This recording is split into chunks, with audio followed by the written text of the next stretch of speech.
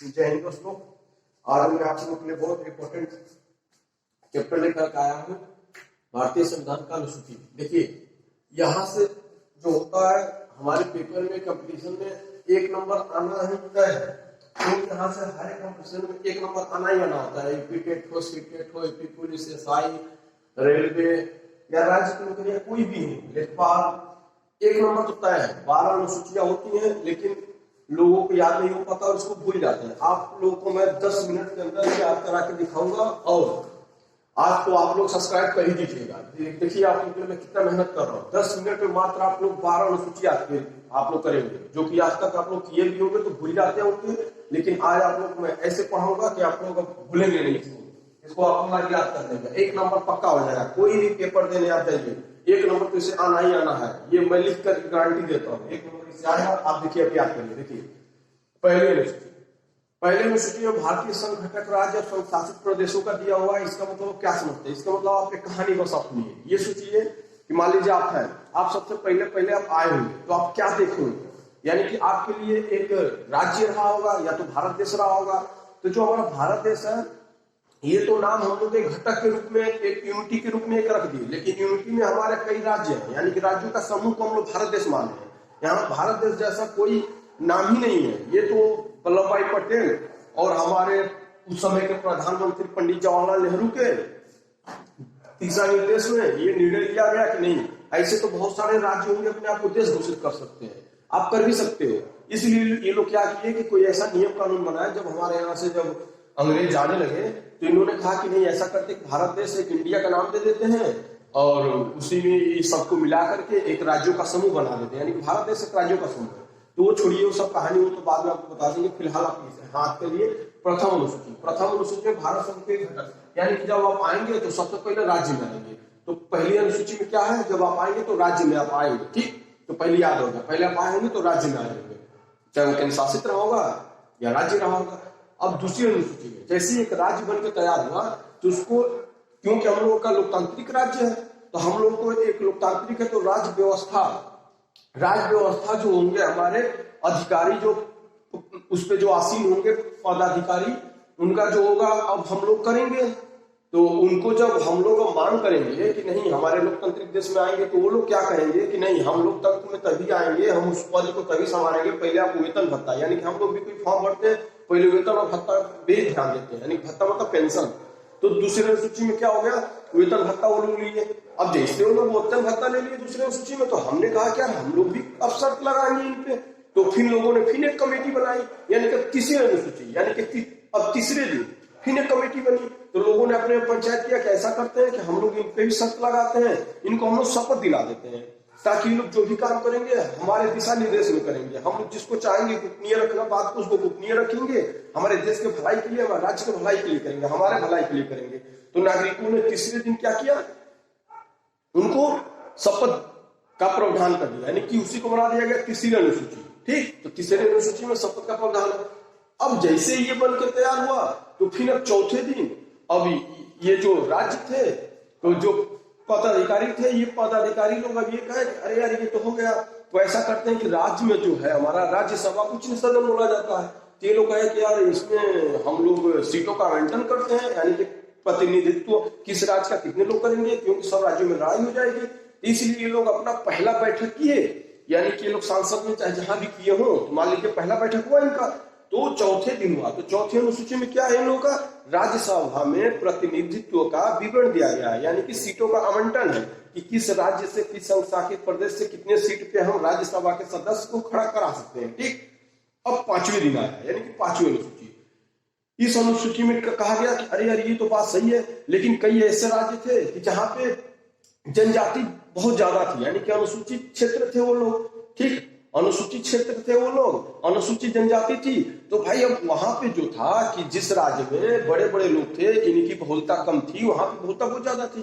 तब इनके लगा कि यार हमारे साथ तो गलत हो जाएगा। तो इसलिए फिर ये लोग 5वें दिन मीटिंग बैठाए और इन्होंने 5वीं अनुसूची में ये बात कह दी कि नहीं, हम जो है अनुसूचित क्षेत्र और अनुसूचित जनजाति के प्रशासन के नियंत्रण के बारे में उल्लेख करेंगे, यानी कि 5वीं में करेंगे, यानी कि अलग से प्रावधान किए, उनको दिए, तो लोग भी खुश हो गए। फिर 6वें दिन आया, तो यानी कि 6वीं अनुसूची हो गई। तो छठवीं अनुसूची में इसमें कहा गया कि अरे अब उसमें भी अब वो हो गया, क्योंकि उसमें कई राज्य ऐसे थे कि जो प्राकृतिक रूप से भी वो लोग मतलब पिछड़े हुए थे। तो उस राज्य में ये लोग कहे कि छठवीं अनुसूची में क्या रही है, अब ये भी नियम गलत हो जाएगा। तो छठवीं बैठक में ये लोग कहे कि नहीं, अब छठवीं अनुसूची एक और बनाया जाए और उसमें ये लिखा जाए कि असम, मेघालय, त्रिपुरा और मिजोरम राज्य के जनजाति के प्रशासन का उल्लेख किया जाए। यानी कि देखिए, चार जो राज्य है ना, ये सीक्वेंस है। आप पूरब में चले जाएंगे तो पूरब में जैसे ही जाएंगे तो आपको असम दिखेगा, मेघालय दिखेगा, त्रिपुरा, मिजोरम, एक ही स्टेट लाइन पे तीनों चारों दिख जाएंगे आपको, ठीक है। तो यानी कि असम, मेघालय, त्रिपुरा, मिजोरम में लोग प्राकृतिक रूप से भी ये लोग एकदम पिछड़े हुए हैं, इसलिए इनके प्रशासन के लिए उल्लेख कर दिया गया। किसमें? छठवीं में। फिर अब सातवीं आई। अब राज्य वाला तो किस्सा खत्म हो गया। अब कहा गया कि अरे यार, अब तो इसमें अब केंद्र और राज्य के लफड़ा आ रहा है, क्योंकि हमारी जो भारत देश एक बन चुका था, यानी कि इसको हम लोग केंद्र में और राज्य में डिवाइड कर चुके थे। तब हमें आया कि नहीं, सातवीं अनुसूची भी एक बनानी चाहिए। और उसमें ये कहा गया कि हमें केंद्र और राज्य के शक्तियों का इसमें बंटवारा किया जाएगा, जिसमें 3 अनुसूची बनाई गई, समसूची, राजसूची और समवर्ती सूची। आप इसको नोट कर लीजिएगा। सातवीं, देखिए सातवीं से सातवीं अनुसूची से ये सातवीं अनुसूची सूची, यानी कि 7 से दोनों मिल रहे हैं, तीनों मिल रहे हैं। 7 से अनुसूची, यानी कि जो ये सूचियां है 3 हमारी, समसूची, राजसूची और समवर्ती सूची, 3 सूचियां। फिर अभी सूची की 4 होगी बन के,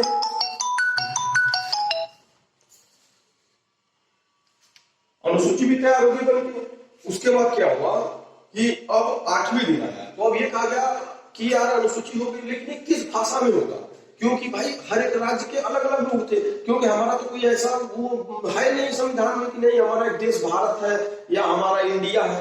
वो तो एक समझिए कुछ समूह है ना, राज्यों का समूह है। तो हर एक राज्य की भाषा भी तो देनी पड़ेगी ना, क्योंकि हर एक राज्य के लोग मांग करेंगे। इसलिए कहा गया कि नहीं, 8वीं एक और बैठक की गई और उसमें 8वीं अनुसूची बनाई गई। और उसमें यह कहा गया, प्रावधान किया गया कि इसमें 22 भाषाएं का उल्लेख किया गया, ठीक, जो कि हमारे इस समय 22 भाषाएं हैं, लेकिन पहले मूल भाषाएं 14 थी। इसको आप नोट कर लीजिएगा। नौवीं अनुसूची आई। फिर कहा गया, इसमें लिख दिया गया भूमि सुधार अधिनियम 1994 द्वारा जोड़ा गया था, ठीक। तो बस इसमें भूमि सुधार आप याद कर लीजिए, भूमि सुधार, ठीक। ये ज्यादा पूछता नहीं है, लेकिन पूछेगा तो बस भूमि सुधार ही पूछेगा। अब 10वीं आई। अब 10वीं जैसा आया तो कुछ हमारे जैसे मान लीजिए कि हमारे आप बहुजन समाज पार्टी के नाम सुने होंगे, चाहे ऐसे कुछ दलित पार्टियां थी या कमजोर पार्टियां थी।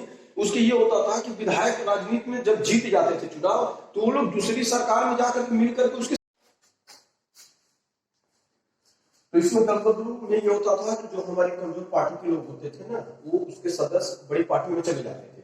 इसलिए इसकी सरकार बनते रह जाती थी, इसकी सरकार नहीं बन पाती थी। इसलिए 10वीं अनुसूची में कहा गया कि नहीं, अब दल बदलू का नियम है कि अब कोई भी अगर पार्टी छोड़ के जाता है तो उसको उसके स्थान को रिक्त माना जाएगा और वहां पे फिर चुनाव होगा। अब ऐसा नहीं कि कोई ये माया का है चुनाव जीतने के बाद अब सपा में मिल करके और उसका गठबंधन सब बना दे। हाँ, निर्दलीय लोग दूसरे होते हैं, वो किसी पार्टी के नहीं होते हैं। किसी पार्टी का अध्यक्ष चाहे तो मिल सकता है, लेकिन उसके जो लोग होते हैं, जो सदस्य होते हैं, वो नहीं मिल सकते। तो जो निर्दलीय लोग होते हैं ना, जो आप कह रहे हैं, वो तो निर्दलीय खुद में एक अध्यक्ष भी है, सब कुछ वही है, तो वो तो जा ही सकता है। लेकिन कोई पार्टी का अगर बंदा जाना चाहे तो वो नहीं जा सकता, क्योंकि उसके तो एक अध्यक्ष होते हैं, अध्यक्ष के राय से अध्यक्ष मिलता है तो जा सकता है, ठीक।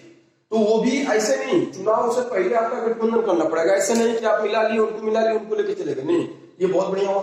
तब उसके बाद अब 10वीं अनुसूची बन गई। तब अब विकास की बात हुआ कि यार, तो गांव वाले लोग आवाज उठाए कि भाई हमारा विकास किया जाए। तो 11वीं अनुसूची फिर बनी कि चलिए भाई, अब पंचायती राज व्यवस्था की स्थापना की गई और गांव का विकास किया।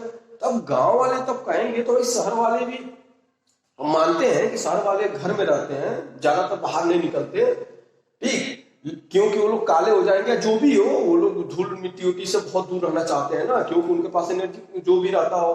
तो वो लोग क्या करते हैं कि शहर वाले लोग चालाक होते हैं, तो वो लोग देखिए यार, गांव वाले तो यार ये मांग कर लिए, तो हम लोग क्यों पीछे रह गए। तुमने भी कहा। तो फिर एक और बैठक हुई, 12वीं, यानी 12वीं अनुसूची बनी। इसमें नगर पंचायत व्यवस्था की गई शहर क्षेत्र के लिए, यानी कि इसको नगर पालिका भी आप बोल सकते हैं, ठीक। अब आइए एक बार इसको रिविजन कर लीजिए, देखिए आपको अब दिमाग में तो बैठ जाएगा, सेट हो जाएगा। और इसको आप नोट कर लीजिएगा, हर एक कंपटीशन में आना ही आना है। आइए बात कर लेते हैं। देखिए प्रथम प्रथम अनुसूचित भाई आप हैं, आप कहीं भी भ्रमण करेंगे, कहीं आएंगे तो कहाँ जाएंगे? राज्य में जाएंगे। या तो राज्य दो प्रकार के होते हैं, या तो केंद्र शासित प्रदेश होगा या तो राज्य होगा, बस। और दूसरे में जब राज्य हो जाएगा तो राज्य को चलाने के लिए हमारा राजनेता चाहिए। तो भाई राजनेता को जब हम चुनाव भाई तभी वो लड़ेगा जब उसको वेतन और भत्ता मिलेगा। आप भी तो जॉब तभी फॉर्म भरते हो जब आपके वेतन अच्छे होते हैं, वेतन ही तो देखते हो आप, पे स्केल पहले देखते हो। तो जैसे ही जो वेतन, जब नागरिक अब क्या करेंगे कि जब उसे अब वेतन भत्ता देने के लिए तैयार हो जाएंगे दूसरी अनुसूची में, तो तीसरी अनुसूची फिर एक बनानी पड़ेगी, क्योंकि हम नागरिक भी कहेंगे यार ऐसे तो यार अब ये जब पैसे हम लोग की जेब से जाएंगे तो ऐसा करते हैं कि वो शर्त रखते हैं इन पे, और उस कि ये अब शपथ लें, क्योंकि हम लोग का अधिकार का कहीं हनन ना हो जाए और हमारे गोपनीयता को भंग ना कर दें, और ऐसा ना हो कि अपना ही जेब भरने लगे। इसलिए इन्होंने क्या किया कि तीसरे दिन फिर एक बैठक हुई, यानी कि तीसरी अनुसूची बनी और उसमें शपथ का प्रावधान किया गया जो राजनेता होंगे। फिर चौथी अनुसूची में अब राजनेता क्या करते हैं कि हमारे अब राज्य में अब जो उच्च सदन है राज्यसभा का, उसमें प्रतिनिधित्व का विवरण लेते हैं, यानी कि उसमें सीटों का आवंटन किया जाता है। तो उसमें एक समस्या आ जाती है, तो फिर उस समस्या का निदान करने के लिए फिर पांचवी अनुसूची बनाई जाती है, और उस अनुसूची में ये कहा जाता है कि नहीं, जो लोग अपने रहन सहन खान पान से अलग हैं उनके लिए क्यों ना हम प्रशासनिक और नियंत्रण का उल्लेख अलग से कर दें। तो पांचवी अनुसूची में जो हमारे अनुसूचित क्षेत्र और अनुसूचित जनजाति क्षेत्र के प्रशासन नियंत्रण के बारे में अलग से प्रावधान कर दिया गया। लेकिन उसके बाद भी बात नहीं बनी, क्योंकि वहां पे अब ये हुआ कि ये लोग तो भाई जाति पात और भेष पे और खान पान पे अलग हो गए अपने, क्योंकि आदिवासी के हिसाब से थे। लेकिन ये लोग अब क्या हुआ कि ये लोग छठवीं में अब कुछ ऐसे भी लोग वहां के जाति के लोग भी रहते थे अनुसूचित और अनुसूचित जनजाति में, कि ये लोग प्राकृतिक रूप से भी आपदा से या पिछड़े हुए थे, बहुत पिछड़े हुए थे। इनके लिए छठी अनुसूची बनाई गई और इसमें 4 राज्य को रखा गया, असम, मेघालय, त्रिपुरा, मिजोरम, जनजाति के प्रशासनों का उल्लेख कर दिया गया। ठीक, अब देखिए जब ये सब हो गया तो अब सातवीं आई कि यार अब हमारा जो है भारत देश में दो शक्तियां हैं, क्योंकि हमारे यहाँ राज्य और केंद्र 2 हैं। तो इनके भाई शक्तियों के अपने आपस में लड़ न जाए कि मैं ये नहर बनाऊंगा तो वो बोल दे नहीं है मैं यहाँ पे रेलवे स्टेशन बनाऊंगा, तो समस्या हो जाएगी ना। तो इसलिए किया गया कि 7वीं से 7 और 7 से अपन सूची पता ही है कि 6 मिलता है, इसमें 100 से हो गया, तो 7वीं से 7 और 7वीं से आपका तीनों अनुसूची, संघ सूची, राष्ट्र सूची, समवर्ती सूची 7 में है। अब ये बन गई तो भाई किस भाषा में बनेगी, क्योंकि भारत तो एक राज्यों का समूह है, तो इसमें तो राज्यों का समूह, तो हर एक राज्य का भी तो हक है ना अपना अपना भाषा लेगा। तो इसलिए इसमें 8वीं अनुसूची बनी। 8वीं में क्या गया कि भाषाओं का उल्लेख किया गया, जिसमें इस समय 22 भाषाएं हैं, और जब संविधान बन के तैयार हुआ था तो उस समय 14 भाषाएं थी। ठीक, उसके बाद 9वीं अनुसूची आई, भूमि सुधार अधिनियम 1954 द्वारा जोड़ा गया, बस इतना याद कर लीजिए। 10वीं में आप लोग जानते हैं दल बदलू है, 11वीं में पंचायती राज व्यवस्था हो गया, और 12वीं में नगर पंचायत व्यवस्था यानी कि नगर पालिका आ गई। तो आप लोग इसको बढ़िया से लिख लीजिएगा और एक बार और रिवीजन कर लीजिएगा। देखिए एक दूसरे से कड़ी जुड़ी हुई है, यानी कि पहले हम आते हैं, फिर कोई आता, अब राजनेता ढूंढते हैं तो वेतन पेंशन की बात करेगा, फिर वो शपथ लेगा, फिर राज्य में प्रतिनिधियों की बात होगी, सीटों की बात होगी, ठीक ना। तो आप लोग करिए, और आप लोग के लिए मैं यहीं तक आज का क्लास, धन्यवाद। और आप लोग के लिए मैं बहुत जल्दी नया टॉपिक लेकर के आऊंगा, धन्यवाद।